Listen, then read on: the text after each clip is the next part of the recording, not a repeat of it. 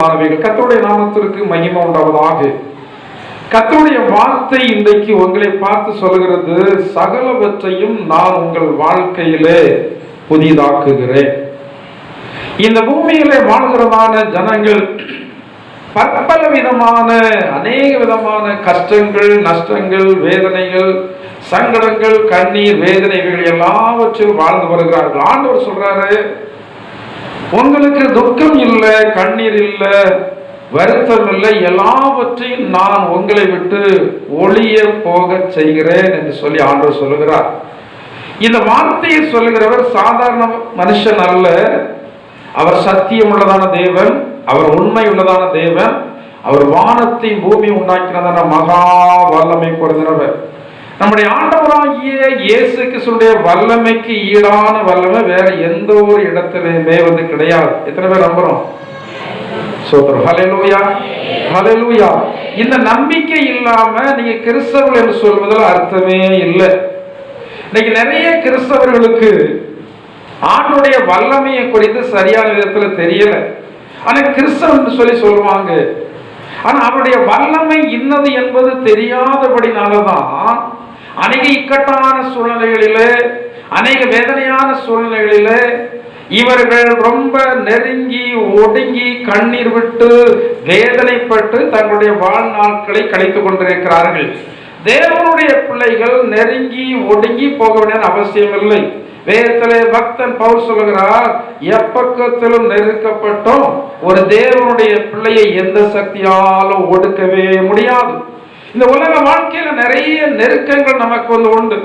மனிதர்கள் மூலமாக நெருக்கம், சாத்தான் மூலமாக நெருக்கம், சில உறவுகள் மூலமாக நெருக்கம், வேலை செய்கிறதான இடத்துல நெருக்கம், வியாபாரம் செய்கிறதான இடத்துல நெருக்கம், இருக்கிறதான சொந்த ஊர்ல நெருக்கம், இப்படி பல்வேறு விதமான நெருக்கங்கள் நம்முடைய வாழ்க்கையிலே வரலாம்.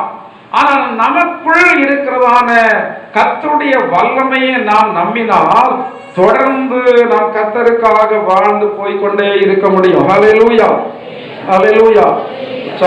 ஹல்லேலூயா, ஹல்லேலூயா. ஆண்டவர் இயேசுனுடைய வல்லமை அது இன்றைக்கு மாறாத வல்லமையாக இருக்கிறது. ஒரு தேவனுடைய பிள்ளையை மனிதர்கள் முன்பாக ஆண்டவர் வெட்கப்பட விடுகிறதே இல்லை. வெட்கப்படுகிறதான சூழ்நிலைகள் அது நமக்குரியது அல்ல. ஏனென்றால் நாம் தேடுகிறதான தேவன் நமக்கு எப்போதும் வெற்றியையும் ஜெயத்தையும் அவர் கொடுக்கிறவராக இருக்கிறார். அவராலே செய்யக்கூடாத அதிசயமான காரியம் ஒன்றுமே இருக்காது. உங்களுக்கு எல்லாம் நன்மையை செய்திருக்கிறார் ஆண்டவர், செய்திருக்கிறார் இல்லையா? நன்மை பெற்றுதான் வந்திருக்கிறீங்க. நன்மை பெறல பாஸ்டர், ஏதோ சொன்னாங்க, நான் ஆண்டவர் நம்புறேன் வந்தேன் அப்படின்னு சொல்றவங்க யாராவது இருக்கிறீங்களா? ஹல்லேலூயா, ஹல்லேலூயா, ஹல்லேலூயா. ஆண்டவர் செய்கிறதான அதிசயங்கள் அற்புதங்கள்லாம் நினைத்து பார்க்கும்போது அப்படியே புல்லரிக்கும். ஏனென்றால் நாம் நினைத்துக் கொண்டிருப்போம், இதோடு நம்முடைய வாழ்க்கை அழிந்தது என்று சொல்லி, இதோடு இந்த காரியத்தில் மனிதர்கள் வெற்றி பெற்று விடுவார்கள், நாம் வெட்கப்பட்டு விடுவோம் என்று சொல்லி நினைத்துக் கொண்டிருப்போம். ஆனால் ஆண்டவர் அந்த இடத்திலையும் நமக்கு சத்துருக்கள் முன்னிலையில நம்முடைய தலையை உயர்த்தி காட்டுகிறவராக இருக்கிறார். ஹல்லேலூயா. நம்முடைய ஆண்டவர் ஜெயவேந்தன். அதே போல அவருடைய பிள்ளைகளாகிய நமக்கு ஒருபோதும் தோல்வி என்பதே இல்லை. எப்போதும் நமக்கு என்னதுதான் பிறகு சிரிப்பு வர மாட்டேங்கிறது. சிரிப்பு வருதா இல்லையா? வருதா இல்லையா? சித்திரம் சிரிப்பு வருதா இல்லையா? சிரிப்பு வர சந்தோஷம் வருதா இல்லையா? இன்னைக்கு அவங்க ஜெயசேகரன் ஆஸ்பத்திரியில் இருக்க வேண்டியவங்க, ஆனா எங்க இருக்காங்க? அவங்கள சித்திரம் சொல்லு, எங்க இருக்க வேண்டியவங்க? ஜெயசேகரன் ஆஸ்பத்திரியில் இருக்கணும். ஏன்? லோக்கல்ல உள்ளதான மருத்துவமனையில சிகிச்சை பெற்று அவர்களால் கண்டுபிடிக்க முடியல. எனவே அவர்கள் எங்க போய் சொன்னாங்க? ஜெயசேகரன் ஆஸ்பத்திரிக்கு போய் சொன்னாங்க. ஆனா இன்னைக்கு எங்க வந்திருக்காங்க? எங்க வந்திருக்காங்க? இங்க வந்திருக்காங்க. காரணம் என்ன? ஆண்டவர் வெற்றி சிறந்தார். ஹல்லேலூயா. ஆண்டவர் வெற்றி சிறந்தபடினால இந்த இடத்துல இருக்கிறாங்க. சாப்பிட முடியாது, வாமிட்டிங், லூஸ் மோஷன், நிற்கவே இல்லை, ஸ்டாப் ஆகவே இல்லை. எல்லாம் பண்ணி பார்க்குறாங்க, ரத்தம் இல்லைன்னு சொல்லி ரத்த ஊசியெல்லாம் போட்டு பார்க்குறாங்க.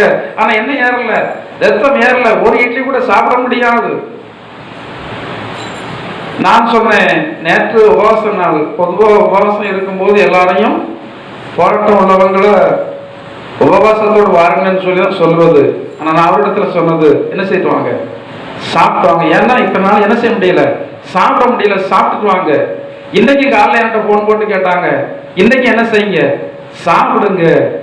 சாத்தான் சாப்பிட விடாம ஆக்கி ரத்தத்தை எல்லாம் குடிச்சு ரத்தத்தை ஏற விடாம ஆக்கி வைத்திருக்கிறான். ஆனா ஆண்டவர் கிருபையா இறங்கி அதை வெளிப்படுத்தினபடினாலதான் இன்றைக்கு இந்த இடத்துல வந்து இருக்கிறாங்க. அதை சாத்தான வெளிப்படுத்தாவிட்டா இன்றைக்கு அவர்கள் இந்த இடத்துல இருக்க முடியாது. அவர்கள் கொஞ்ச நேரம் கூட உட்கார்ந்து அமர்ந்து தலை தூக்கி இருக்க முடியாது. அப்படிப்பட்டதான் நிலைமையில இருந்தாங்க. வரும்போது வென்பிளான் போட்டு தான் வந்தாங்க. என் வீட்டில் வந்து ஜோம்ல வரும்போது வென்பிளான் போட்டு தான் வந்தாங்க. நாங்கள் ஆண்டவர் நம்பிக்கை வந்துட்டு கண்டுபிடித்து விட்டோம் அல்லவா, ஏன்னா வென்பிளான் தேவை, ஒன்றும் தேவையில்லை. இன்ஜெக்ஷன் நீங்க போடணும். காலையில் போட்டிங்களா? இன்னைக்கு காலையில் இன்ஜெக்ஷன் போடல. டாக்டர் இன்ஜெக்ஷன் எழுதி கொடுத்துருக்குறாங்க. இன்ஜெக்ஷன் போடும்போது இல்லாத தெம்பு இப்போ வந்து என்ன செய்தி இருக்கு? யாரால? நாம் சேவிக்கிற ஆண்டவராகிய இயேசு கிறிஸ்துவினுடைய வெற்றியா? சாத்தான் மீது அவர் வெற்றி சிறந்தவர். இன்னைக்கு ஜனங்கள் எல்லாம் சாத்தான் என்றால் பயப்படுறாங்க, மந்திரவாதம் என்றால் பயப்படுறாங்க, யாராவது ஏவல் செய்து விட்டால் பயப்படுறாங்க. ஆனா அவைகளுக்கெல்லாம் பயப்படாத ஒரு சந்ததி இருக்கிறது என்றால் அதுதான் இயேசு கிறிஸ்துவினுடைய பிள்ளையாகிய சந்ததி. அவர்களை குறித்து வேதத்தில் சொல்லப்பட்டிருக்கிறது, யாக்கோபுக்கு விரோதமான மந்திரவாதம் அல்ல, இஸ்ரவேலுக்கு விரோதமான குறி சொல்லுதலும் அல்ல. சிலர் சொல்லுவாங்க, இவங்க உங்களுக்காக இப்படி மந்திரவாதம் செய்யறாங்க. நான் சொல்லுவேன், கொஞ்சம் ரூபாய் தான் காலி பண்ணட்டுமே, கொஞ்சம் ரூபாய் கொடுத்து போச்சா இருக்கும், 1 நாள் ரூபாய் கொண்டு யார்கிட்ட கொடுக்கட்டும், வைத்திய கொடுக்கட்டும். அவங்க செய்து ஒரு தேவனுடைய பிள்ளைக்கு ஒண்ணுமே ஆக போகிறது இல்லை. ஒருவேளை நீங்க நினைக்கலாம், நீங்க ஒன்னும் ஆகாதுன்னு சொல்றீங்க, ஆனா கிறிஸ்தவ ஜனங்கள் சில நெருக்கப்படுறாங்களே. போலி கிறிஸ்தவர் நெருக்கதான் படுவாங்க. கிறிஸ்தவர்களா இருக்கிறதே நிஜமாகி விட்டது. உண்மை கிறிஸ்தவர்களாக வாழ்ந்து விட வேண்டும். கிறிஸ்தவர்களா இருக்கிறதே நிஜமாகி விட்டது. ஆண்டவர் சொல்லுகிறத கேட்டு வாழ்கிற கிறிஸ்தவர்களாக மாறிவிட வேண்டும். கிறிஸ்தவர்களான பெயரே நிஜமாகி விட்டது. கர்த்தருடைய வார்த்தையின்படி நடக்கிறவர்களாக நாம் மாறிவிட்டோம் என்றால் நம்முடைய வாழ்க்கையில இருக்கிறதான பழைய காரியங்கள், பழைய வேதனை, பழைய துக்கம், பழைய தோல்விகள் எல்லாம் மாறி எல்லாம் நம்முடைய வாழ்க்கையில என்ன ஆகும்? புதிதாக மாறும். ஒரு மனிதனை புதிதாக்குகிறதான சக்தி யாரிடத்துல மட்டுமே இருக்கிறது? தேவனிடத்துல மட்டுமே இருக்கிறது. ஆனா இன்றைக்கு அநேக ஜனங்கள் நான் கிறிஸ்தவனாக மாறிவிட்டேன் என்று சொல்லி சொல்கிறார்கள். ஆனா வாழ்க்கை இன்னும் புதிய வாழ்க்கையாக வந்து மாறவில்லை. நீங்கள் புதிய வாழ்க்கைக்குள்ள கடந்து வராவிட்டால் நீங்கள் இன்னும் ஒரு சரியான கர்த்தருடைய பிள்ளைகளாக மாறவில்லை என்று சொல்லிதான் அர்த்தம். புதிதான வாழ்க்கை என்றால் என்ன? புதிய சிருஷ்டி. ஒருவன் கிறிஸ்துவுக்கு உள் இருந்தால் அவன் புது சிருஷ்டி. என்ன? புதிதாக ஒன்றும் என்ன செய்கிறது? உருவாக்குகிறது. முன்பு இருந்த சுபாவம் இப்ப இல்லை. இன்னைக்கு நிறைய பேரிடத்துல ஜென்ம சுபாவம் ஒண்ணு இருக்கா இல்லையா? ஒவ்வொருவரிடத்துல ஒவ்வொரு விதமான ஜென்ம சுபாவம் சொல்லுவாங்க. அவன் அப்ப அந்த சுபாவத்துல அதே சுபாவம் யாருக்கு இருக்கு? ஜீன், ஜெனடிக் வழியா வந்து வருது. ஆனா நம்முடைய ஜீன் யாருடைய ஜீனா இருக்கணும்? ஆண்டவராக இயேசு கிறிஸ்து இரத்தத்தினால் நாம் மீட்கப்பட்டவர்களாக இருக்கிறபடினால நம்முடைய ஜீன் எல்லாம் இயேசு கிறிஸ்துடைய ஜீனாக மாறும்போது வேதத்திலே சொல்லப்பட்டிருக்கிறதான அந்த ஆவியினுடைய கனியாகிய சுபாவம் நம்முடைய வாழ்க்கையிலே பிரதிபலிக்க ஆரம்பித்துவிடும். எல்லா இடத்திலும் ஒரு தேவனுடைய பிள்ளை தான். நான் சிலருக்கு தேவனுடைய பிள்ளையா இருப்பேன், சிலருக்கு நான் வந்து மோசமான ஆளா இருப்பேன், அப்படி சொல்லுகிறது கிறிஸ்தவ வாழ்க்கையே அல்ல. சர்ச்சில் வரும்போது மட்டும் கிறிஸ்தவ வாழ்க்கை, வெளியே போன உடனே வாழ்க்கையே மாறுகிறது என்றால் நீங்க என்ன திரும்பணும்? இந்த காலம் என்ன காலம் தெரியுமா? மனம் திரும்பினேன் என்று சொல்லுகிறவர்கள் என்ன திரும்பணும்? மனம் திரும்பினேன்னு சொல்லி ஞானஸ்நானம் எடுத்தாச்சு. ஆனா அதே பழக்கம் இருக்கு, அதே பயம். முன்னாடி எதுக்கெல்லாம் பயந்தமோ அதே பயம் வந்து இருக்கிறது. முன்னாடி என்னென்ன சுபாவங்கள் எல்லாம் வாழ்ந்தோமோ அப்படியே இருக்கு. நினைவுகள் வந்து மாறல. வார்த்தை இன்னும் மாறல, செயல்பாடுகள் மாறல. ஆனா நீங்க சொல்றீங்க நான் யாரா இருக்கிறேன், நான் கிறிஸ்தவனாக இருக்கிறேன் என்று சொல்றீங்க. வேதத்துல சொல்லப்பட்டிருக்கிறது முதல் அந்தியோகியாவிலே சீசர்களுக்கு என்ன பேர் வழங்கித்தான்? கிறிஸ்தவர்கள் என்ன? கிறிஸ்தவர்கள் கிறிஸ்துவ போலவே வாழ்றவங்க, கிறிஸ்துவ போலவே வாழ்றவங்க. சிலர் இப்படி சொல்லிட்டு அவர்கள் கடந்து போயிடுவாங்க. அவர் தெய்வம் இல்ல, அவர் வாழ்வாரு, நான் மனுஷன், நான் எப்படி வாழ முடியும்? இப்படி சொல்வோம் என்பதற்காகத்தான் அகில உலகத்தை படைத்த ஆதி தேவன், அந்த பிதாவாகிய தேவன் அந்த மனுஷ ரூபத்துல அந்த குமாரனாகிய இயேசுவாக வெளிப்பட்டு 33 வருடங்களும் இந்த பூமியிலே மனிதனாகத்தான் வாழ்ந்தார். நமக்கு இருக்கிற அத்தனை உணர்வுகளும் இருந்தது. நமக்கு வருகிறதான துக்கம் வந்தது, நமக்கு வருகிறதான கண்ணீர் வந்தது, எல்லாம் அவருடைய வாழ்க்கையில் வந்தது. ஆனால் அவருடைய வாழ்க்கையில் வந்த எல்லா சோதனையிலும் அவர் தன்னுடைய வாழ்க்கையில தேவனுக்கு பிரியமில்லாத, பிதாவுக்கு பிரியமில்லாத எந்த ஒரு காரியத்தை அவர் செய்யவே இல்லை.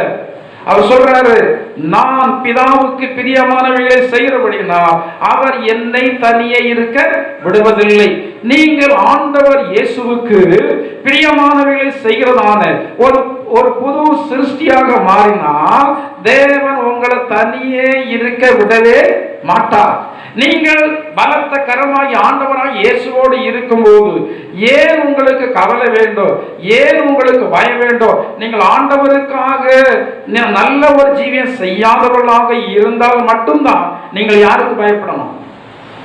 சாத்தானுக்கு பயப்படணும். நிறைய பேருக்கு பேய் ஆடுனாலே யாரும் சொன்னாங்க, நீங்க தள்ள கைக்கு ஆடுச்சுன்னா சர்ச்சை விட்டு வெளியே போயிட்டோம் அப்படின்னாங்க. என்னது, வேற யாருக்குள்ளேயோ இருந்து ஆடுது. ஆனா இவர்களுக்கு அது பக்கத்தில் இருப்பதற்கு கூட என்ன இல்லை, தைரியம் இல்லை. கொஞ்ச நாளைக்கு முன்னாடி ஒரு நபர் சாத்தாங்குளர்ல தங்கி இருந்தாங்க. அப்போ பக்கத்திலே ஒருத்தர் போக மாட்டாங்க. இன்குடிங் யாரு கூட விசுவாசிகள் கூட பக்கத்தில் போற பையன் இருந்து செத்து போனா யாரு பிடிச்சுக்கிடுவார்? நம்மளை பிடிச்சுக்கிடுவார். அந்த ஆக்கத்துல உங்களுடைய கிறிஸ்தவ ஜீவியம் இருக்கிறது. உங்களுடைய கிறிஸ்தவ ஜீவியம் நல்ல ஜீவியமாக இருக்கும் என்றால் உங்களுக்கு ஒரு பெரிய வைராக்கியம் வர வேண்டும். அவ்வளவு பெரிதான கோலியாத்தை பார்க்கும்போது இந்த தாவீதுக்கு ஒரு சின்ன பயம் கூட வரவில்லை, ஒரு சிறிய பயம் கூட வரவில்லை. அவருக்கு ஒரு பெரிய ஒரு வைராக்கியம் வந்தது. அந்த வைராக்கியம் வருவதற்கான காரணம் என்ன தெரியுமா? அந்த வானத்தை பூமி உண்டாக்கினதான தேவன் என்னோடு கூட இருக்கிறார். அதைத்தான் அவன் சொல்கிறான், நீ நிந்திக்கிற இஸ்ரவேலின் ராணுவங்களின் தேவனாகிய கர்த்தருடைய நாமத்தில் வருகிற அந்த கர்த்தர் என்னோடு கூட என்ன செய்கிறார்? இருக்கிறார். கிறிஸ்தவ வாழ்க்கை என்பது புதிய வாழ்க்கை. நீங்க அந்த புதிய வாழ்க்கையில வாழ்ந்து பழகிவிட்டீர்கள் என்றால் அது ரொம்ப இனிமையான ஒரு வாழ்க்கை. அது எல்லா பயத்தையும் உங்களை விட்டு மாற்றிடும். மனிதனை பார்க்கும்போது சிலருக்கு பயம், சில மனிதர்களை பார்க்கும்போது சிலருக்கு பயம், சத்துருவை நினைக்கும் போது பயம், சில சூழ்நிலைகளை நினைக்கும் போது பயம், சில நோயாளிகளை பார்த்துட்டு வந்தோடனே பயம். இந்த நோய் யாருக்கு வந்துருமோ? பயந்தோடனே வராம இருக்க போகிறதா? ஆண்டவர் அறியாம நமக்கு எந்த தேவனுடைய பிள்ளைகள் மீது வியாதிக்கோ சாத்தானுக்கோ எந்த அதிகாரமும் கிடையாது, தேவனுடைய அனுமதி இல்லாமல். தேவன் அப்படிப்பட்டதான காரியங்களை அனுமதிக்காமல் இருக்க வேண்டுமானால் எப்படி இயேசு பிதாவுக்கு பிரியமானவர்களை செய்தாரோ அதே போல நாம் ஒரு புதிய வாழ்க்கை வாழ்வதின் மூலமாக நம்முடைய ஆண்டவராகிய இயேசு கிறிஸ்துவுக்கு பிரியமானவைகளை எல்லா இடத்திலும் செய்ய வேண்டும். வேறு செய்கிறதன் இடத்துல தேவனுடைய பிள்ளைகளாகிய நீங்கள் கர்த்தருடைய பிள்ளை என்பதை வெளிப்படுத்த வேண்டும். எந்தெந்த இடங்களில் எல்லாம் நீங்கள் ஆண்டவரை வெளிப்படுத்த முடியுமோ அந்தந்த இடங்களில் எல்லாம் உங்களுடைய புதிய அந்த வாழ்க்கையினால வெளிப்படுத்த வேண்டும். கிறிஸ்தவர் லகுவாக வெளிப்படுத்திடுவாங்க. கழுத்துல ஒரு சிலுவை போட்டு அவங்க பேர் என்னது? கழுத்துல ஒரு சிலுவை தொங்குச்சுன்னா அவங்க பேர் என்னது? கிறிஸ்தவங்க. பைக்கில் ஒரு வசனம் இருந்துச்சுன்னா இவங்க யாரு? கிறிஸ்தவங்க. வீட்டில் சுவரில் ஒரு வசனம் எழுதி போட்டிருந்தா இந்த வீடு யார் வீடு? இந்த வீடு யார் வீடு? கிறிஸ்தவ வீடு. அங்க வியாபார ஸ்தலத்துல ஒரு வசனம் எழுதி போட்டிருந்தா இவங்க யாரு? வசனத்தை எழுதி போட்டுட்டு வசனத்திற்கும் அதற்கும் சம்பந்தம் இல்லாமல் வாழ முடியும். எத்தனையோ துன்மார்க்கர் வசனங்களை பயன்படுத்துறாங்க. இதை சாத்தான் அதிகமா எதை பயன்படுத்துறான்? வசனத்தை என்ன செய்யறான்? பயன்படுத்துறான். இயேசு கிறிஸ்துவிடத்துல கடந்து போகும்போது சாத்தானும் வசனத்தை கொண்டுதான் போனான். அப்ப சாத்தானுக்கு வசனம் தெரியாது என்பது அல்ல. சாத்தானுக்கு வசனம் தெரியாதான் என்ன செய்யும். ஆனா சாத்தானுக்கு தெரிந்திருக்கிறதான வசனத்தை அவன் செயல்முறைக்கு கொண்டு வர முடியாது. தேவனுடைய பிள்ளைகளுக்கும் சாத்தானால் ஆளுகை செய்யப்படுகிறவர்களுக்குரியதான வித்தியாசம் என்னவென்றால், சாத்தானால் ஆளுகை செய்யப்படுகிறவர்கள் கர்த்தருடைய வசனத்தை சொல்லுவாங்க, ஆனா கர்த்தருடைய வசனத்தை அவர்களால் நடைமுறைக்கு கொண்டு வரவே முடியாது. தேவனுடைய பிள்ளைகளுக்கு மட்டுமே கர்த்தருடைய வசனத்தை நடைமுறைக்கு கொண்டு வர முடியும். இந்த நடைமுறைக்கு கொண்டு வருகிறதான கிறிஸ்தவர்கள் பழைய வாழ்க்கையில இருக்க மாட்டாங்க. என்ன வாழ்க்கையில மாறிடுவாங்க? அதிகாரியா இருந்தா பழைய ஆளா இருந்தா என்ன வாங்குவான்? லஞ்சம் வாங்குவான். இவன் புதிய வாழ்க்கையில் வந்ததற்கு பிறகு அவருடைய இருதயம் என்ன செய்யாது? ஒத்துக்கிடாது. வாங்குவதற்கு ஒத்துக்கிடாது. வேலை செய்யறவாங்க பழைய வாழ்க்கையில இருந்தா அங்கங்க நெழுப்பிட்டு அங்கங்க நடமாடிட்டு என்னத்தை வாங்கிட்டு போவான்? சம்பளத்தை வாங்கிட்டு போவான். ஆனா புதிய வாழ்க்கைக்குள்ள வந்ததற்கு பிறகு அவனுடைய இருதயம் சொல்லும், வாங்குகிற சம்பளத்துக்கு நீ உழைக்கியா? அவன் இருதயமே கேட்கும். ஏனென்றால் அவனுக்குள்ள யார் இருக்கிறா? அவனுக்குள்ள ஆண்டவர் இருக்கிற ஆண்டவர் பேசுறாரு. நீ வாங்குகிறதான சம்பளத்திற்கு உழைக்கிறியா? கொஞ்ச நாளைக்கு முன்னாடி ஒரு 80 வயது இருக்கும் ஒரு தகப்பன. அப்போ அவரிடத்துல நான் கேட்டேன், இந்த ஊரக வேலைவாய்ப்புக்கெல்லாம் ஆட்கள் போறாங்க, நீங்க போக வேண்டியதான்னு கேட்டேன். நீங்க அட்டைப்பட்டு போக வேண்டிய, ஏன் கூட கஷ்டப்பட்டு நீங்க வேலை செய்யணும் வெளியே அப்படின்னு கேட்டேன். அப்ப அவர் சொன்னாரு, நான் ஊரக வேலைவாய்ப்புக்கு அட்டெல்லாம் போட்டு ஊரக வேலைவாய்ப்புக்கு போனேன். நான் ஊரக வேலைவாய்ப்பு போனேன் அப்படின்னாரு. போனேன், ஆனா எனக்கு அந்த சம்பளத்தை வாங்குவதற்கு என்ன இல்லை, ஏன் விருப்பம் இல்லைன்னா வேலை செய்து நான் சம்பளம் வாங்கி பழகின ஆளு. நான் இப்ப வேலை செய்யாம சம்பளம் வாங்குவதற்கு என்னுடைய மனது ஒத்துக்கிடல. எனவே அட்டையெல்லாம் வீட்டுல வச்சுட்டு நான் இப்ப எங்க போறேன்? எத்தனை வயசுல 80 வயசுல. ஆனா அதே வேளையில 45 வயசுல என்ன போடுறோம்? அட்டை போடுறோம். இந்த 45 வயசுல அட்டை போட்டு வேலை பார்க்காம நம்ம போய் என்ன செய்யறோம்? காசு வாங்குறோம். எப்படி தகும் நமக்கு? என்ன பைபிள்ல சொல்லப்பட்டிருக்கிறது, கைப்பாடாய் சேர்க்கிறவன் என்ன அடைவான்? கைப்பாடாய் சேர்க்கிறவன் விருத்தி அடைவான் சொல்லப்பட்டிருக்கிறது. ஆண்டவருடைய பிள்ளைகள் புது சிருஷ்டியாக மாறினபடினாலே மற்றவர்கள் வாழ்கிறதான வாழ்க்கையில இவர்களால் இருக்கவே முடியவில்லை. மற்ற ஜனங்களுக்கு சரளமாக வாயில பொய் வருது. ஆனா ஆண்டவரை ஏற்றுக்கொண்டதற்கு பிறகு என்ன வருகிறது இல்ல? பொய் வருகிறது இல்ல. ஆண்டவரை ஏற்றுக்கொள்ளாத ஜனங்கள் சரளமாக தூசணமான வார்த்தைகள் என்ன செய்யறாங்க? பேசுறாங்க. ஆனா ஆண்டவரை ஏற்றுக்கொண்டதற்கு பிறகு தூசணமான வார்த்தை தப்பி தவறி கூட சொல்லுவாங்க. எதுல வருதான்? ஃப்ளோவுல என்ன வார்த்தை வருதான்? கெட்ட வார்த்தை வருதான். பைபிள்ல கட்டளையாக சொல்லப்பட்டிருக்கிறது, கெட்ட வார்த்தை ஒன்றும் உங்கள் வாயில் இருந்து புறப்பட வேண்டாம், கேட்கிறவர்கள் பக்தி விருத்தி அடையத்தக்கதாக நல்ல வார்த்தை உண்டானால் அதையே சொல்லல, அதையே நீங்கள் பேசுங்கள் என்றால் நல்ல வார்த்தை மட்டும்தான் கர்த்தருடைய பிள்ளையுடைய வாழ்க்கையில வர வேண்டும். அப்படி வராவிட்டா நீங்கள் இன்னும் ஒரு புதிய ஒரு மனுஷனாக என்ன செய்யல? மாறவில்லை. ஆண்டவர் இயேசு மனுஷனை மாற்றும்படியாக அந்த பூமியிலே வந்தார். நாம விரும்புறோம், என் சாபத்தை மாற்றணும் விரும்புறோம், என்னுடைய வாழ்க்கையில் இருக்கிற வேதனை மாற்றணும் விரும்புறோம், கண்ணீரை மாற்றணும் விரும்புறோம், என்னுடைய வறுமையை மாற்றணும் விரும்புறோம், கடன் பாரத்தை மாற்றணும் விரும்புறோம். ஆனா ஆண்டவரிடத்தை நாம சொல்றோம், ஆண்டவரே நான் மட்டும் எதிலையுமே என்ன செய்ய மாட்டேன், மாற மாட்டேன் என்று சொல்லுகிறோம். நாம மாறுவதற்கு தயாராக இருக்கணும். ஆண்டவர் எதற்காக நம்மை மாற சொல்லுகிறார்? நமக்கு எதற்காக ஒரு புதிய வாழ்க்கையை தருகிறார்? ஒரு மனுஷன் இந்த பூமியிலே வாழுகிறதான வாழ்நாட்களை அவன் என்ன செய்து கொள்ள வேண்டும்? பயன்படுத்திக் கொள்ள வேண்டும். நாட்கள் பொல்லாதவைகள் ஆனதா காலத்தை பிரயோஜனப்படுத்திக் கொள்ளுங்கள். இது என்ன காலம்? கடைசி காலம். ஆண்டவர் இயேசு சீக்கிரத்துல வர பண்டைக்கு எல்லா ஜனங்களுடைய கண்களும் இஸ்ரவேல் தேசத்தை நோக்கி பார்த்து கொண்டிருக்கிறது. நான் அதிகமாக பார்க்கிறேன். ஏன்னா இஸ்ரவேல் தேசத்துல தேவனுடைய ஆலயம் கட்டப்படும் போது ஆண்டவர் இயேசு இந்த பூமியில வந்து அவருடைய ஜனங்களை எடுத்துக்கொண்டு போயிருக்க வேண்டும். சீக்கிரத்தில் தேவனுடைய ஆலயம் கட்டப்படத்தான் போகிறது. இஸ்ரவேல் ஜனங்கள் அதை விடுகிறதாக இல்லை. ஏனென்றால் ஆண்டவர் இயேசு இஸ்ரவேல் சேனையோடு கூடத்தான் இருப்பார். உலகமே சேர்ந்தாலும் இந்த இஸ்ரவேல் தேசத்தை மேற்கொள்ள யாராலும் முடியாது. ஏனென்றால் அந்த இஸ்ரவேல் ஜனங்களோடு ஆண்டவர் கூடவே இருக்கிறார். அவர்களுக்கு முடியாவிட்டால் ஆண்டவரே நேர இறங்கி என்ன பண்ணுவார்? யுத்தம் பண்ணுவார். மனுஷனுடைய யுத்தத்தை இன்னொரு மனுஷன் மேற்கொள்ளலாம், ஆனா ஆணுடைய யுத்தத்தை இன்னொரு மனுஷன் மேற்கொள்ளவே முடியாது. எதற்காக இந்த யுத்தம் நடக்கிறது? இஸ்ரவேல் ஜனங்கள் யுத்தம் செய்வதற்கான காரணம் தான் என்ன? அவர்களுக்கு தேவனுடைய ஆலயத்தை குறித்து மிக பெரிதான ஒரு வைராக்கியம். இந்த தேவனுடைய ஆலயம் கட்டப்பட்டுதான் ஆக வேண்டும். அதற்கு பல கோடி ரூபாய்க்கு சமானமான பொருட்களும் வேணும். அவ்வளவு பொருட்களும் அங்கு சேகரித்து வைக்கப்பட்டிருக்கிறது.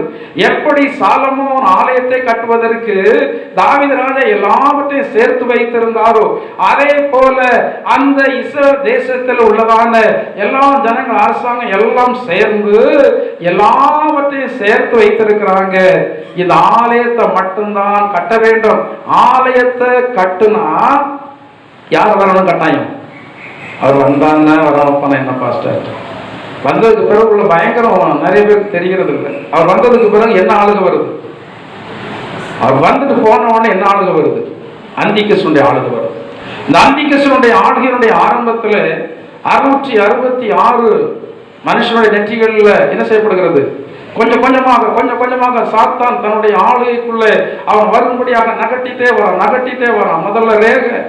முதல்ல என்னது? ரேக வைக்கணும். என்னத்துக்குனால ரேக வைக்கணும், கை ரேக. இப்ப என்னத்தை வைக்க வேண்டியது இருக்கு? இப்ப கண்ணை காட்ட வேண்டியது இருக்கு. இன்னும் கொஞ்ச நாள் கழிச்சு என்னத்தை காட்டணும்? நெற்றியை காட்டணும். இது என்ன காலம்? கடைசி காலம். சாத்தான் அவனுடைய ஆளுகைக்குள்ள தந்திரமாக நுழைந்து கொண்டிருக்கிறான். வேதம் சொல்லுகிறது, இவைகளெல்லாம் சம்பவிக்கிறதை நீங்கள் காணும் போது உங்களுடைய தலைகளை உயர நிமிர்த்துங்கள் என்றால் அர்த்தம் என்ன? தேவனை நோக்கி பாருங்கள். நீங்கள் அவருக்கான உன்னதமான ஒரு வாழ்க்கை வாழ்வதற்கு பூமிக்குரியவைகளை அல்ல, மேலானவைகளை நோக்கி பாருங்கள். இந்த பூமியில இருக்கிற வரைக்கும் நமக்கு எல்லாம் வேணும். ஆண்டவருடைய பிள்ளைகளுக்கு சொல்லிட்டாரு, இவைகள் உங்களுக்கான தேவை என்று சொல்லி உங்கள் பரமபிதா அறிந்திருக்கிறார், அவைகளெல்லாம் நான் தருவேன் என்று சொல்லி ஆண்டு சொல்லிட்டாரு. நான் தேவனுடைய சன்னிதானத்தில் சொல்றேன், நான் இந்த உலக காரியத்திற்காக நான் அதிகமாக என்ன செய்யறதில்லை, ஜெபிக்கிறதே இல்லை. என்னுடைய குடும்ப காரியத்திற்காக அதிகமாக ஜெபிக்கிறதே இல்லை. அடுத்தவர்களுக்கு உபவாசம் ஜெபிக்கிறேன், ஆனா என்னுடைய காரியங்களுக்காக ஜெபிக்கிறது இல்லை. சமீபத்தில் ஒரு இடத்திற்கு நான் ஜெபத்திற்காக போயிருக்கும் போது அவங்க சொன்னாங்க, ஒரு அறிவுரை சொன்னாங்க. தேங்காய் பட்டணத்துல ஒருத்தங்க வீட்டுக்கு அவர்கள் கூப்பிட்டு இருந்தாங்க, போராட்டத்துக்கு ஜெபிக்க வேண்டும் சொல்லி. அவரோட வீட்டுக்கு உபவாசம் இருந்து நான் ஜெபித்தேன். அப்ப அவங்க சொன்னாங்க, பாஸ்டர் எங்களுக்கெல்லாம் நீங்க உபவாசம் ஜெபிக்கிறீங்க, நம்ம புதுசு, நம்முடைய சபையோட அங்கத்தினர்ல புதுசு. அப்போ நீங்க எங்களுக்கெல்லாம் ஜெபிக்கிறீங்க, ஏன் நீங்க உங்க மகளுக்கு ஒரு நாள் உபவாசம் இருந்து என்ன செய்யக்கூடாது? ஏன் ஜெபிக்க கூடாது? நான் ஜெபிக்கல இது வரைக்கும். மற்றவர்களுக்கெல்லாம் உபவாசம் இருந்திருக்கிறேன். வேற பேருக்கு திருமணம் முடிய வேண்டும் என்பதற்காக ஒரு வீட்டில் 3 நாள் உபவாசம் ஜெபித்தேன். அதற்கு பிறகுதான் ஒரு வீட்டில் திருமணம் நடந்தது. வேற சபைக்கு போகக்கூடியவங்க தான், நம்முடைய சபையில் அவர்கள் ஐக்கியம் உண்டு. அவர்கள் வீட்டில் 3 நாள் உபவாசம் ஜெபித்து இருக்கிறேன். ஒரு 6 மாதத்தில் அவருடைய வீட்டில் திருமணம் நடந்தது. அப்போ அவங்க சொல்றாங்க, அப்போ நான் சொல்றேன், நான் ஜெபிக்க வேண்டிய காரியங்கள் எவ்வளவோ இருக்கு. என் காரியத்தை யார் பார்த்துக் கொள்வார்? என் காரியத்தை ஆண்டவர் பார்த்துக் கொள்வார். ஒவ்வொருவனும் தனக்கானவைகள் அல்ல பிறருக்கானவைகளை நோக்குவானாக. ஊழியத்திற்கு வந்திருக்கிறோம் என்றால் அர்த்தம் என்ன? ஆண்டவருக்காக ஜனங்களை பிடிக்கும்படியாக வந்திருக்கிறோம். யாருக்காக? எனக்காக அல்ல. என்னுடைய குடும்பத்திற்காக அல்ல. யாருக்காக? ஆண்டவருக்காக. நான் ஆண்டவரிடத்தில் அதற்கு தான் ஜெபிக்கிறேன். ஆண்டவரே, உமக்காக ஒரு கூட்டம் ஜனங்களை நான் வந்து ஆயத்தப்படுத்த வேண்டும். அதற்கு தான் பாடுபடுகிறோம், அதற்கு தான் பிரயாசப்படுகிறோம், அதற்கு தான் ஜனங்களை சந்திக்கிறோம், அதற்கு தான் ஜனங்களிடத்தில் அவ்வளவு நேரம் வந்து செலவு பண்ணுகிறோம், அதற்கு தான் ஜனங்களிடத்தில் வந்து அன்பு பாராட்டுகிறோம். எல்லாம் அந்த ஒரே நோக்கம்தான். எப்படியாயும் ஜனங்கள் ஆண்டவருடைய வருகைக்கு என்னாக வேண்டும்? ஆயத்தமாக வேண்டும். நீங்கள் எல்லாம் மனம் திரும்பணும் என்றதான அந்த லிஸ்ட்ல இருக்கிறீங்க. ஆனா மனம் திரும்பணும் என்று சொல்லி சொன்னாலும் உங்களுடைய மனதுல இன்னும் திருப்பப்பட வேண்டியதான காரியங்கள் இன்னும் நிறைய நிறைய இருக்கு. ஆண்டவரே, பவுல் சொல்றார் அல்லவா, நான் செய்கிறது எனக்கே சம்மதி இல்லை. நீங்க செய்யறதே உங்களுடைய மனசு சில வேளை சம்மதிக்காது. கர்த்தருடைய ஆவியானவர் இருந்தாலும் சம்மதிக்காது. இந்த கர்த்தருடைய ஆவியானவர் நீங்க அவருக்கு பிரியமில்லாத காரியங்களை செய்யும் போது உங்களோடு போராடுகிறார் இருதயத்துல. ஆனால் சிலர் ஆவியானவர் போராடினாலும் இந்த இருதயத்தை மழுக்கி கொண்டிருக்கிறார்கள். சிலர் பரிசுத்தாவினுடைய அபிஷேகத்தை பெறாமலே காலத்தை போக்குறாங்க. சிலர் பரிசுத்தாவினுடைய அபிஷேகத்தை பெற்றிருந்தாலும் மாம்சீகத்திற்கு இடம் கொடுக்கிறார்கள். நமக்கு எதிரி, ஒரு தேவனுடைய பிள்ளைக்கு எதிரி சாத்தானோ மனிதரோ அல்ல. உங்களுக்கு எதிரி யார்தான்? நீங்கள் தான். உங்களை பரலோக ராஜ்யத்திற்கு போக விடாமல் தடை பண்ணுகிறது உங்களுக்குள் இருக்கிறதல்லவா நான் என்கிறதான ஒரு சுபாவம்.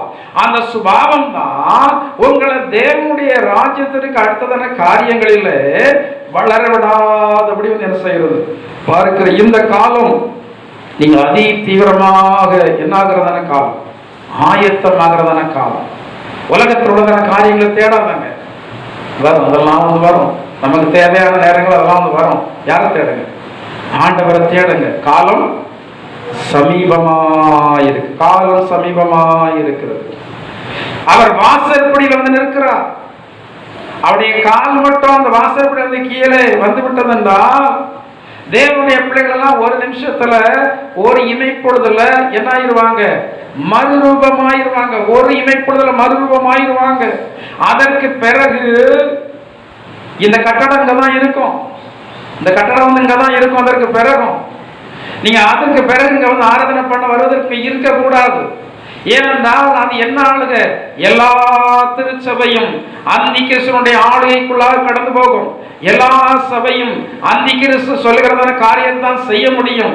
அதற்கு அப்புறம் எல்லா சபையும் அந்த 666 தரித்துதான் வந்து ஆக வேண்டும். அது இல்லாமல் விற்கவோ வாங்கவோ முடியாது. என்று கொஞ்ச நாள் தான். இப்போதே மொபைல் நம்பர் இல்லாம நீங்க எதையுமே செய்ய முடியாது. உங்களுக்கு என்று சொல்லி ஒரு மொபைல் நம்பர் இருக்கிறது. அதுல ஆதார் கார்டு இணைத்து வச்சிருக்கிறாங்க. இல்ல எனக்கு வந்து ஆதார் கார்டு கிடையாதுன்னு சொன்னா எதுவுமே பண்ண முடியாது. சமீபத்தில் ஒருத்தவங்க சொன்னாங்க, இப்படி ஒருத்தவங்களுக்கு திருமணம் முடிக்கணும்னாங்க. திருமணம் முடிக்கணும்னா முன்னாடி மாதிரி டக்குன்னு முடிச்சிட முடியாது. அது என்ன பண்ண வேண்டியது இருக்கு? இப்போ பதிவு பண்ண வேண்டியது இருக்கு. பதிவு பண்ணா ஆதார் கார்டு இல்லாம நான் பதிவு பண்ண நான் உள்ள போயிடுவேன். ஏன்னா அவர்கள் இந்திய பிரஜை என்பதற்கு இப்போ வந்து என்ன காட்ட வேண்டியது இருக்கு? ஆதார் கார்டு காட்ட வேண்டியது இருக்கிறது. சட்டம் கொஞ்சம் கொஞ்சமாக தன்னுடைய பிடியை வந்து மனிதர்கள் மூலமாக இறுக்கி கொண்டே இருக்கிறது. இந்த சட்டங்கள் எல்லாம் கொஞ்சம் கொஞ்சமாக அந்த அந்தி கிறிஸ்துவாகிய மிருகமாகிய அந்த கம்ப்யூட்டருக்குள்ள நம்மளை கொண்டு அடக்குகிறது. என்னை கொஞ்ச நாள் கழிக்கும் போது நாம வந்து அந்த 666 தரிக்கலன்னா விற்கவோ வாங்கவோ முடியாத ஒரு நிலைக்கு நாம் வந்து தள்ளப்படுவோம். இந்த ஆதார் கார்டு வந்து சின்ன சிப்பாக வந்து மாற்றப்படும். அது மனுஷனுடைய கையில் இல்லை நெற்றியில வந்து என்ன செய்யப்படும்? பதிக்கப்படும். அது எதற்காக? இப்போ மொபைல் போனும் தொலைச்சிடறோம், ஆதார் கார்டும் தொலைஞ்சிருது. ஆனா நெற்றியில கொண்டு ஆபரேஷன் பண்ணி வச்சாச்சுன்னா அது வந்து என்ன செய்யாது? அது வந்து என்ன செய்யாது? தொலையாது. சிப்பு வந்து பயன்படுவதற்கு அதுக்கு என்ன வேணும்? கரண்ட் வேணும். கரண்ட் இல்லாமல் சிப்பு வந்து என்ன செய்யாது? அது ஒர்க் பண்ணாது. மனுஷர்களை கண்டுபிடி பைபிள்ல என்ன சொல்லி இருக்கிறதோ அதைத்தான் இப்ப வந்து விஞ்ஞானம் சொல்லுது. அந்த குறிப்பிட்ட 2 இடத்துல மட்டும்தான் அந்த சிப்பை வந்து வைக்க முடியும். வேற எந்த ஒரு பகுதியில வைத்தாலும் அது வந்து ஒர்க் பண்ணாது. வெளிப்படுத்தின விசேஷத்துல சொல்லப்பட்டிருக்கிறது அல்லவா, எந்த இடத்துல சொல்லப்பட்டிருக்கிறது வாசிங்க. வெளிப்படுத்தின விசேஷம் 13ஆம் அதிகாரம் 17ஆம் வசனத்துல ஒன்று வாசிங்க.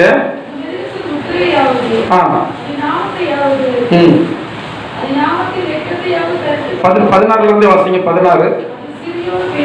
அது சிறியோர் பெரியோர், ஐஸ்வர்யவான்கள், தரித்திரர், சுயாதீனர், அடிமைகள், இவர்கள் யாவரும்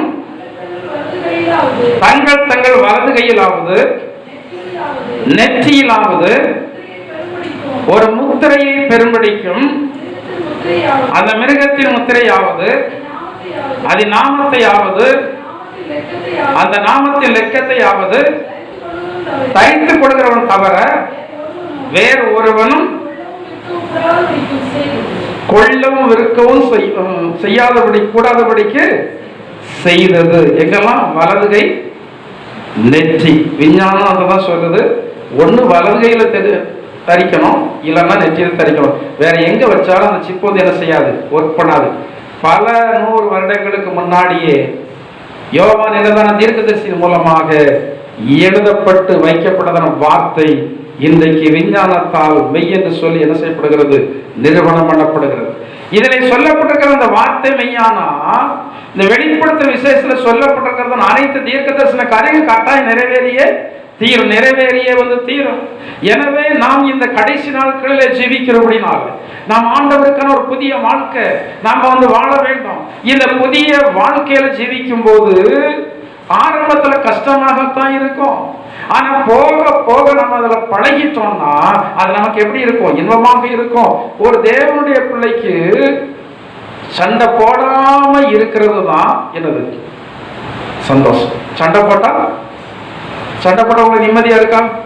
உலகத்துல ஜனங்கள் சண்டை போட்டு ஜெயிச்சு நான் ஜெயிச்சிட்டேன் அப்படின்னு சொல்லிட்டு மார்த்தட்டிட்டு இருப்பாங்க. ஆனா தேவனுடைய பிள்ளைக்கு சண்டை ஒரு வாக்குவாதம் ஒண்ணு வந்துட்டா கூட மனசுல என்ன இருக்காது, அமைதல் இருக்கா? அடையாளம் பார்த்துருங்க, யார் இல்லை உங்களுக்குள்ள, யார் இல்லை, பரிசுத்தாவி இல்லை. பரிசுத்த ஆவியானவர் இருந்தால் நீங்கள் சண்டையிட்டால் உங்களுடைய அமைதல் உங்களை விட்டு போயிடும். எனவேதான் ஆண்டவருடைய வார்த்தை சொல்கிறது, நீங்கள் வந்து சண்டையிடாமல், நீங்கள் வாக்குவாதம் செய்யாமல் அதையெல்லாம் என்னிடத்துல வந்து என்ன செய்ய விட்டுருங்க. உங்களுக்கு ஒன்று தெரியுமா, ஒரு தேவனுடைய மனுஷனால, ஒரு தேவனுடைய மனுஷியால உலக மனுஷனிடத்துல மாம்சத்தின்படி போராடி ஒருபோதும் வெற்றி காணவே முடியாது. ஏனென்றால் அவர்கள் பேசுகிறத வார்த்தையை நம்மால் பேச முடியாது, அவர்கள் செய்கிறத செயலை நம்மால் செய்ய முடியாது.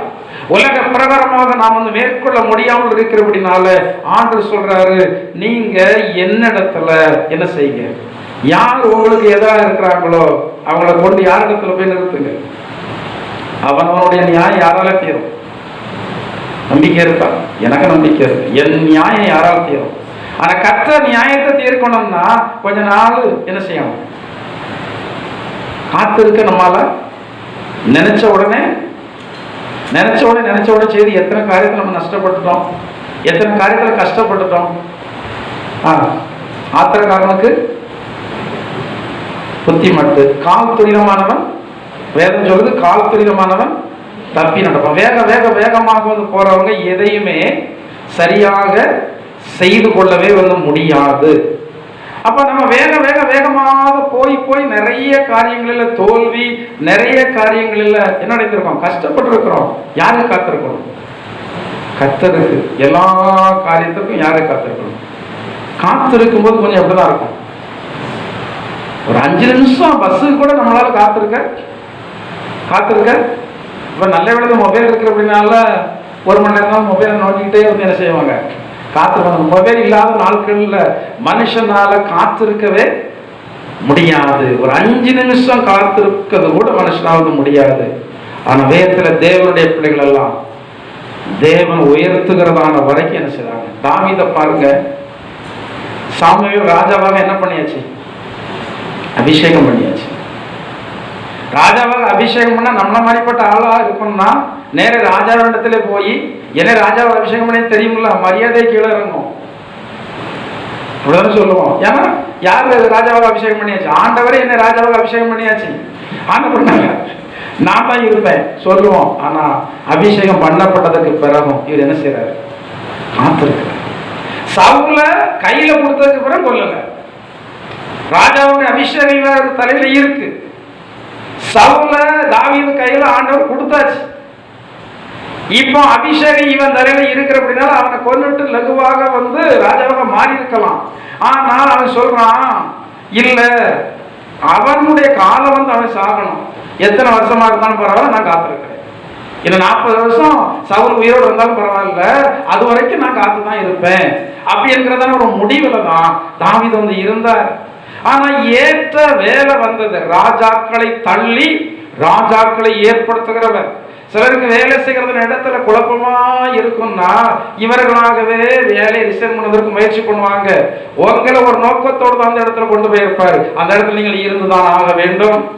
நீங்களாக விடுதலை பெறுவதற்கு என்ன செய்யக்கூடாது? முயற்சி பண்ணக்கூடாது. ஒரு குடும்பத்தில் ஒரு மனைவியாக, ஒரு குடும்பத்தில் ஒரு மருமகளாக ஆண்டவர் தான் கொண்டு போய் இருக்கிறாரு. நீங்க அந்த இடத்துல இருந்து நீங்களாக விடுதலை பெறுவதற்கு முயற்சி பண்ணுனா வேதம் சொல்லுது, சிங்கத்துக்கு தப்புனா கரடி எதிர்படும், கரடிக்கு தப்புனா பாம்பு அவனை கடித்தது போல இருக்குமா. தேவனுடைய பிள்ளைகளுடைய வாழ்க்கையினுடைய எல்லா காரியங்களும் ஆண்டு ரொம்ப கூர்ந்து கவனித்துக் கொண்டே இருக்கிறார். என்ன நடக்கிறது? நாம் என்ன நிலையில இருக்கிறோம்? நமக்கு விரோதமாக திட்டங்கள் எப்படி தீட்டப்படுகிறது? நமக்கு விரோதமாக நம்மை அழிப்பதற்கு என்னெல்லாம் காரியம் நடந்து கொண்டிருக்கிறது என்று சொல்லி ஆண்டவர் மிக கவனமாக, மிக உன்னிப்பாக நம்மை குறித்து கவனித்துக் கொண்டிருக்கிறார். ஆனால் ஒன்று நினைத்துக் கொள்ளுங்க, ஆண்டவர் நீதிமானை துன்மார்க்கனுடைய கையில ஒருபோது ஒப்பு கொடுக்கவே மாட்டார். நாம ஆண்டவருக்காக நீதியான காரியங்களை செய்வோம். ஆண்டவரை பார்த்து செய்வோம். மனுஷனை பார்த்தால் நம்மால் நீதி செய்ய முடியாது. மனுஷனை பார்த்தால் நன்மை செய்ய முடியாது. மனுஷனை பார்த்தால் ஆண்டவருக்காக வாழவே முடியாது. ஆண்டவரை பார்த்து நம்ம வாழுவோம். நம்முடைய இலக்கு ஆண்டவர், நம்முடைய இலக்கு பரலோகம். அக்கம் பக்கம் பார்த்துட்டா நமக்கு என்னதான் கிடைக்கும்? தோல்விதான் கிடைக்கும். அவர்கள் அப்படி இருக்கிறாங்க, இவர்கள் இப்படி இருக்கிறாங்க, எப்படி இருந்து விட்டு போகட்டும். அவர்கள் துன்மார்க்கமாக வாழ்ந்து நன்றாக இருக்கிறார்களே, நான் ஆண்டவருக்காக வாழ்ந்து என்ன பயம் நினைக்கிறீங்களா? ஆன்மீக ஜீவிதத்தில் வளர்ச்சி இல்லாம இந்த நாள் அப்படிலாம் நினைத்தது உண்டு. ஆனா அப்படி நினைச்சா தாவீது சொல்றாரு, நான் ஒரு துரோகியாவேன்னு சொல்றாரு. நான் அப்படி நினைச்சேன். அதாவது துன்மார்க்க வாழ்ந்து செழித்திருக்கிறோம், அவனுடைய முடிவை காணுகிறதான வரைக்கும் அது என்னுடைய பார்வைக்கு எப்படி இருந்ததாம்? व्यसனமா இருந்தது. நீங்கள் வாசித்து பாருங்கள், சங்கீதத்தினுடைய புத்தகத்துல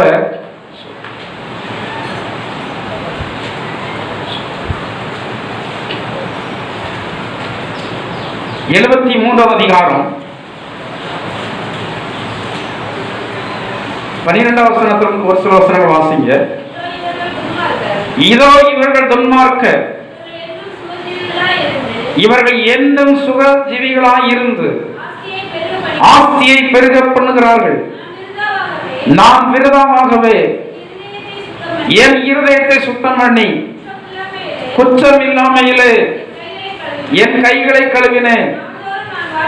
நாள்தோறும் நான் வாதிக்கப்பட்டோம், காலைதோறும் தண்டிக்கப்பட்டும் இருக்கிறேன். இவ்விதமாய் பேசுவேன் என்று நான் சொன்னேன். ஆனால் இதோ உம்முடைய பிள்ளைகளின் சந்ததிக்கு துரோகியாவேன். 18 நிச்சயமாகவே அந்த துன்மார்க்கன் ஆண்டவர் சறுக்கலான இடங்களில் நிறுத்தி பாழான இடங்களில் விழப்பண்ணுகிறீர். அவர்கள் ஒரு நிமிஷத்தில் எவ்வளவு பாழாய் போகிறார்கள். பயங்கரங்களால் அழிந்து நிர்மூலமாகிறார்கள். நித்திரை தெளிந்தவுடனே சொப்பனம் ஒளிவது போல் ஆண்டவரே நீர் விழிக்கும் போது அவர்கள் வேஷத்தை கர்த்தருடைய நாமத்திற்கு மகிமை உண்டாகுமாக. துன்மார்க்கனுடைய ஸ்தானத்தை குறித்து வேத வீதமாக சொல்லி இருக்கிறது.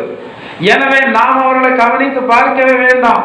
நம்முடைய கவனம் ஆண்டவர், நம்முடைய கவனம் தேவனுடைய வார்த்தை, நம்முடைய கவனம் நமக்கு முன்னதாக கடந்து போய் தங்களுடைய வாழ்நாட்களை முடித்ததான இந்த சீசர்கள், அப்போஸ்தலர்கள், தேவனுடைய பிள்ளைகள், இவருடைய வாழ்க்கையை நாம் பார்த்து கொண்டே இருப்போம்.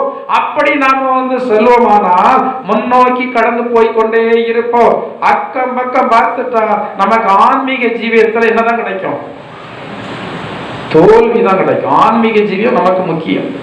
இந்த பூமியில் உள்ளதான பணப்பொருள், செல்வம் எல்லாவற்றையும் பெறுவதை விட ஒரு மனுஷனுக்கு நித்திய ஜீவன் ரொம்ப.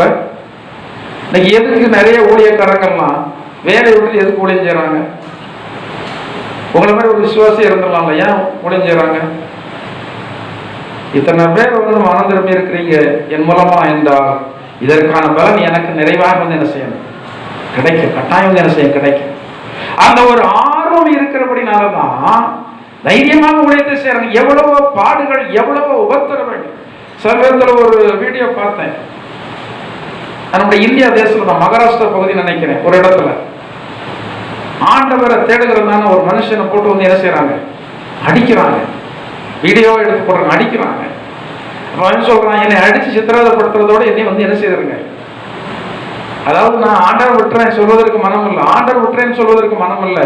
என்னை அடிச்சு கொண்டாலும் பரவாயில்ல, நான் ஆண்டவர் மட்டும் என்ன செய்ய மாட்டேன், விட மாட்டேன். எதற்காக அந்த வார்த்தை? இந்த பூமியில மனுஷன் வாழ போறது நாட்கள் கொஞ்ச நாட்கள். கர்த்தருடைய பார்வையில நாம் வாழ்கிறதான வாழ்நாட்களும் பெரிய வாழ்க்கையே கிடையாது. நம்ம வாழ்கிறதான வாழ்க்கை பெரிய வாழ்க்கையே கிடையாது. ஏன்னா பைபிள்ல சொல்லப்பட்டிருக்கிறது, ஒரு நாள் அவருக்கு 1000 வருஷம் போல. ஒரு நாள் தேவனுடைய ஆண்டு என்பது 1000 வருஷம். ஒரு நாள் வாழ்க்கை கூட இல்லை ஆண்டுடைய பார்வையில. 100 வருடம் என்பது அந்த ஒரு நாள் வாழ்க்கையில 10ல் 1. ஏன்னா ஒரு நாள் 1000 வருடம் போல் இருக்கிறது. ஆண்டுடைய பார்வையில் மிகவும் குறுகினதான வருஷங்கள் தான். அந்த குறுகினதான வருஷங்கள்ல மனுஷன் வாழ்வதற்கு எத்தனையோ யுக்திகள், எத்தனை பேரை கெடுக்கிறான், எத்தனை பேர் அழிக்கிறான், தான் வாழும்படியாக பிறர் கெடுக்கிறான், எத்தனை பேர் கொலை செய்கிறான், என்னெல்லாமோ காரியம் என்ன செய்யறான். இந்த உலக வாழ்க்கை என்பது ஆண்டவர் மனுஷனுக்கு எதற்கு கொடுத்தார் தெரியுமா? பரலோக ராஜ்யம் போவதற்காக பயிற்சி எடுக்கிறதான நாட்கள், காலங்கள் தான் நமக்கு கொடுக்கப்பட்டிருக்கிறது. நாம் அந்த பயிற்சியினுடைய நாட்களில அந்த பரலோக ராஜ்யத்திற்கான பயிற்சியை எடுக்காமல் நாம் அந்த உலக பிரகாரமான காரியங்கள் பேர்ல நம்முடைய சிந்தையை வைத்து நம்முடைய ஆத்மாவையும் கெடுத்து சரீர பிரகாரமான வாழ்க்கையை கெடுத்து கொண்டு இருக்கிறோம். ஆண்டவர் இன்று இரவு வருவார். ஆனா போவோமா? எத்தனை பேர் போவோம்? சோத்திரம் பிரதற்காக சோத்திரம் சோத்திரம். நிறைய பேருக்கு வருவார். அவரு வருவாரா? இல்ல.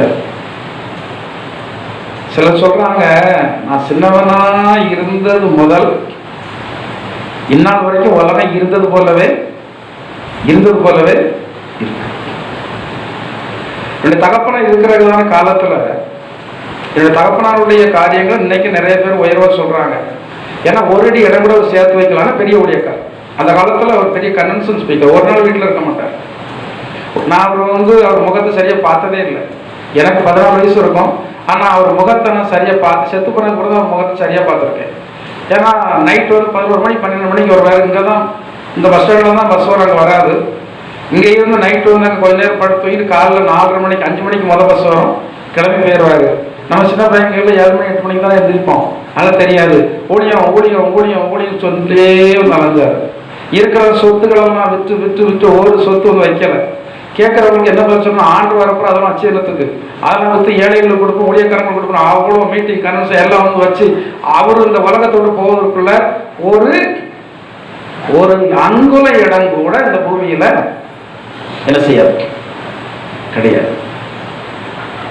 ஏன் கிடையாதுன்னா அந்த காலத்துல அவருடைய நம்பிக்கை என்ன தெரியுமா? நமக்கெல்லாம் மரணம் என்பதே இல்லை. நாமெல்லாம் என்ன செய்ய போகிறோம்? எடுத்துக்கொள்ளப்பட போகிறோம். அவங்க சொன்னதான காரியம் என்னவென்றால், என்னுடைய சகோதரி இருக்கிற ஷீலா, அவள் பெரிய பிள்ளையாக வருவதற்குள்ள யார் வந்துருவா? ஆண்டவர் வந்துருவாரு. அந்த நம்பிக்கையிலேயே அவர்கள் ஊழியத்தை செய்தபடினால ஒரு நேரம் ரெஸ்ட் கிடையாது. ஓடுவாங்க ஓடுவாங்க ஓடுவாங்க, ஊழியம் செய்துட்டே இருப்பாங்க. அவருடைய ஏன் ஒரே குறிக்கோள், ஆத்மா ஆத்மா ஆத்மா. இதே குறிக்கோளிலே அலைந்தார்கள். அவர்கள் அன்னைக்கு சொன்னாங்க, வரவில்லை என்பதற்காக அவருடைய பிள்ளைகளாகிய நாங்கள் இன்றைக்கு அவர் வரமாட்டார் என்கிறதான எண்ணத்துல இல்லை. அவர் வருவா, சொன்னபடியே அவர் வருவா. பொலி வருதுன்னு சொல்லும் போது ஒருத்தர் என்ன செய்யல, நம்ம ஒரு கதை உண்டு அல்லவா, ஒருத்தர் என்ன செய்யலாம், ஆடு மேய்க்கணும் ஒருத்தர் சொன்னானா, ஊர்ல சொல்லுவானா, என்ன வருது, புலி வருதுன்னு சொல்லுவானா. ஆனா யாரும் அவன் பார்க்கும்போது புலி ஓடி இருக்கும், புலி இருக்காது. அவன் புலியை பார்த்துருப்பான், புலி வருதுன்னு சொல்லுவான். ஆனா அங்க ஊரை எல்லாம் புலிய கொல்லன்னு போவாங்க. ஆனா அங்க என்ன இருக்காது, புலி இருக்காது, புலி போயிட்டு. அப்போ திடீர்னு ஒரு நாள் புலி எங்கேயே வந்துட்டு ஊருக்குள்ளே அநேகர் என்ன செய்தது, கொன்று விட்டது. அப்பதான் தெரிந்தது, இவன் முதல்ல சொல்லும் போது நினைச்சோம், சும்மா நினைச்சோம், இப்ப உண்மையில என்ன வந்துட்டு, நோவா காலத்தின் சம்பவம் போல மழை வரும் என்பதை அந்த நாட்களில் இருந்ததான எந்த மனுஷன் நம்புவதற்கு ஏது இல்லாமல் இருந்தது. ஏனென்றால் நோவாவுடைய காலத்திற்கு முன்னாடி பூமியில் என்ன கிடையாது, மழை கிடையாது, மூடு பனிதான். அந்த பூமியில விளைச்சலை கொடுத்து கொண்டு இருந்தது சொல்லி வேதத்துல சொல்லப்பட்டிருக்கிறது. எனவே இல்லாத ஒன்றை இந்த நோவா அவன் போதிக்கும் போது இப்படி மழைன்னு சொல்லி ஒண்ணு வரும்போது, அந்த மழை வானத்துல மதங்களை திறந்தது போல தண்ணி வரும், அப்ப பூமியெல்லாம் நிறைஞ்சிடும் சொல்லும் போது ஒருத்தன் அதை நம்புவதற்கு ஏதுவா மழை வரலாம். மழை இயேசு வருவார் என்பதை இன்னைக்கு நிறைய யார் கூட நம்பல. நீங்க எல்லாரும் நம்புறீங்களா? சொல்றோம். ஆண்டவர் உங்களுடைய கருத்தை காணட்டும். ஆண்டவர் வருவார் என்பதை எல்லாரும் நம்புகிறீர்களா? சோத்திரம். உங்களுக்காக கர்த்தர் நாமத்தை நான் சோதரிக்கிறேன். நம்ம எல்லாரும் ஆண்டவர் வருவார் என்பதை நம்புறோம். எப்போ வருவார் என்பது தெரியாது. ஆனா அவர் சொன்னபடியே எதுக்கு வர்றாரு? திருடன் வந்தா வீட்டுல இருக்க சோத்தை எடுத்துட்டு போற வரமாட்டான், வீட்டுல இருக்க பழைய துணி எடுத்துட்டு போற வரமாட்டான். அவன் எதை எடுத்துட்டு போவான்? அந்த வீட்டுல இருக்கிற விலையேற பெற்றதை எடுத்துட்டு போவான். அவர் வரும்போது இந்த பூமியில இருக்கிறதான ஆகாத ஜனங்கள் அவர் எடுத்துட்டு போக மாட்டார். பொன்னை போல் விசுவாசம் உடையதான மேன்மையான ஜனங்கள். அதற்குத்தான் நம்மளை ஆண்டு அநேக கஷ்டத்துக்குள்ள நடத்துறாரு. எப்போதுமே நீங்க நினைத்துக் கொள்ளுங்க, கஷ்டத்திலே வாழ்ந்ததான மனிதர்களுக்கு ஆன்மீக பலம் இருக்கும், ஆன்மீக திடம் இருக்கும். இன்னைக்கு பாருங்க, எத்தனையோ அரசியல்வாதிகளை பார்க்கிறோம், கம்பெடுத்தாலும் பயப்பட மாட்டான், வெடிகுண்டு போட்டு எதுக்குமே பயப்பட மாட்டான். ஏனென்றால் அவர்களெல்லாம் வளர்ந்து வரும்போதே அநேக விதமான ஜனங்களை பார்த்து, ஒடுக்குமுறையை பார்த்து வளர்ந்தவர்கள் சிறைச்சாலையில் போடுவாங்க. அநேக நேரம் சிறைச்சாலையில் போடுவாங்க. தேவனுடைய பிள்ளைகள் எல்லாம் அநேக பாடுகளில் அவர்கள் ஆத்மீகத்தில் பலனடைந்து காணப்படுவார்கள்.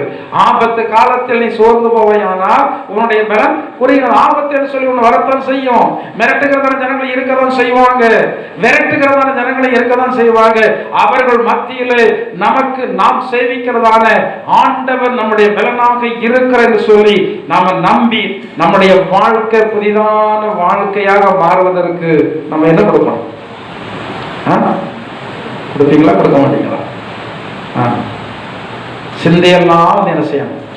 என சிந்தை தான் பாவம் கிடைப்பிக்கப்படுகிறதான இடம். இன்னைக்கு யாரோ கேட்டாங்களாம், பாவம்னா இந்த சபையில் வரக்கூடியவங்க தான் யார்கிட்ட கேட்டாங்க, பாவம்னா என்ன எனக்கு தெரியலையே. என்னது பாவம்னா என்னது? ஒரே வார்த்தையில் பைபிள்ல சொல்லியிருக்கு, பாவம்னா என்னது?